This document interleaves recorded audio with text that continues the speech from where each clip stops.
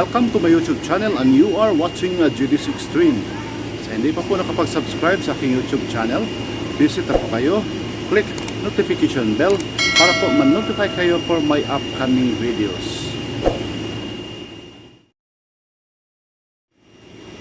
For this content guys, video reaction tayo sa hindi inaasahang pagbagsak ng Philippine Air Force C-130. Tunghayan natin guys yung mga pangyayari dito sa Southern Philippines last July 4, 2021.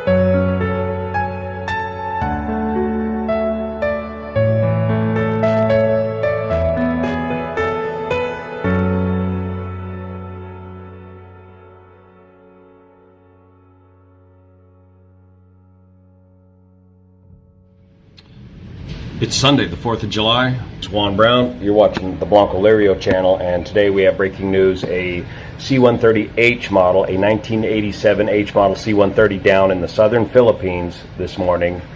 Here's what we know so far. And we're going to have a little discussion, a little bit about C-130 assault landing procedures.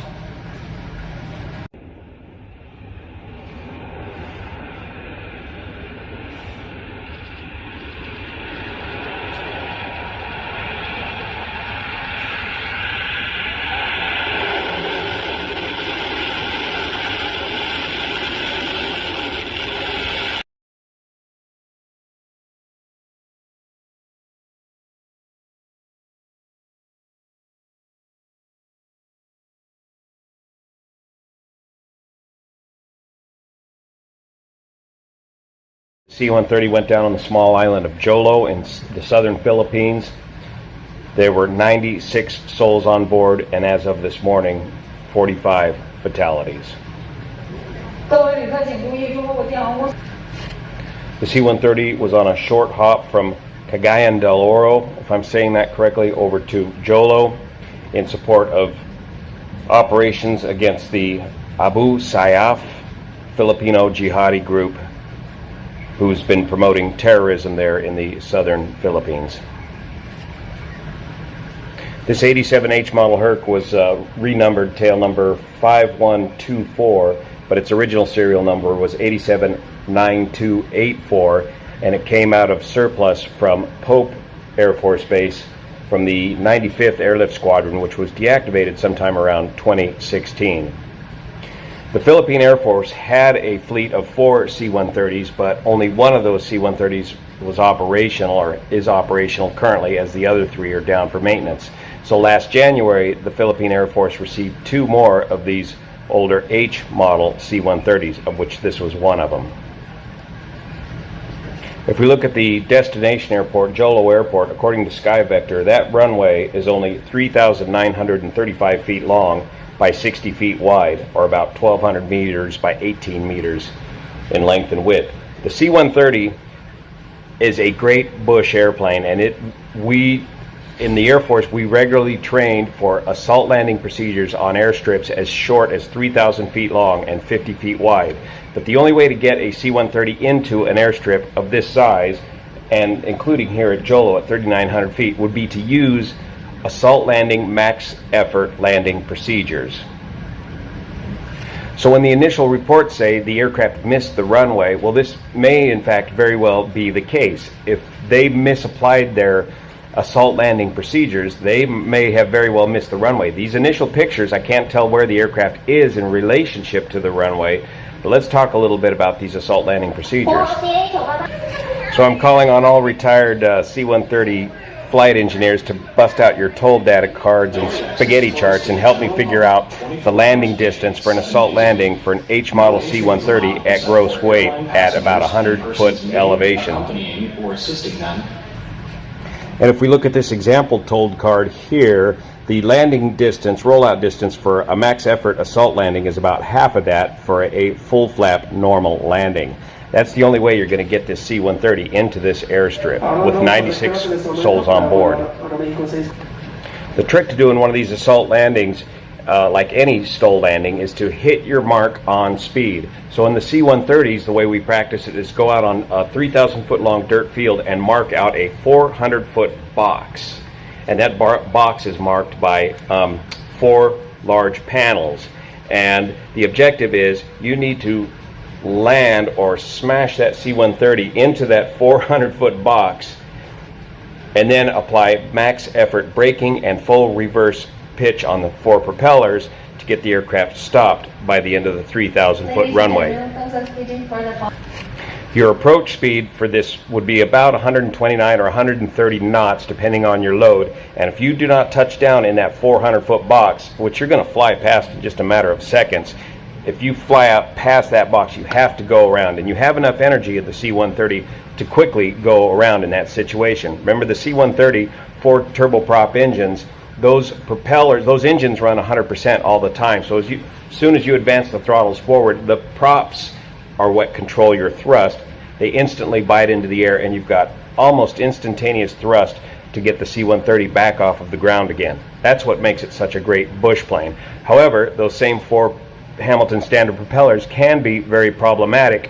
You've got to do the advancing of the throttles carefully enough, and you have to have good enough maintenance on these complicated Hamilton standard propellers and engines such that you don't cause a problem with one of those 4 propellers in one of these max effort sort of landings. If you do have a problem with one of these props or engines in this situation, you got a big problem, because you've got a very severe case of asymmetric thrust. If, for example, a prop fails to go into reverse when you've got the rest of the props in reverse, or if a prop pitch locks on you on a go-around, all of these can lead to severe asymmetric thrust problems while you're trying to max perform the aircraft. Attention.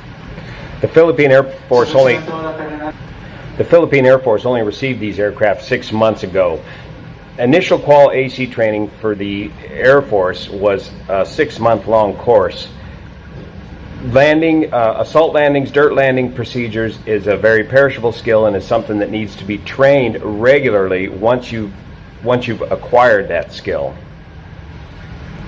So the bottom line is this was a very tight landing and approach for this aircraft with this load into this airport in the southern Philippines.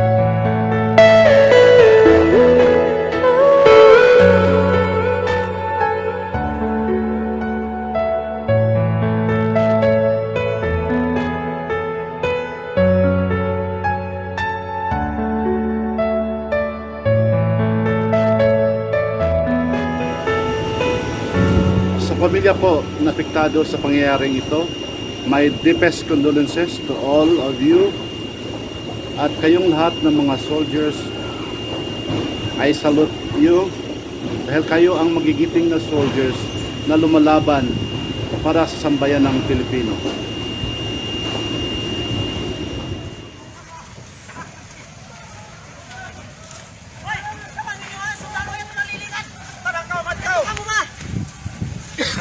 Hoy!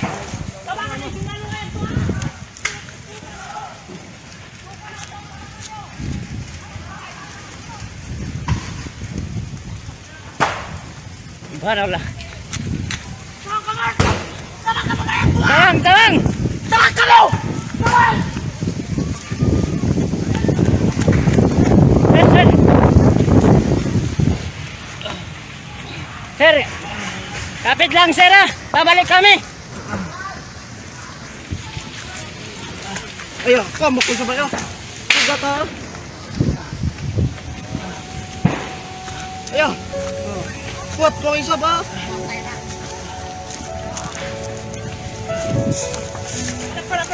Tepin. Ikut ke lang. Ha?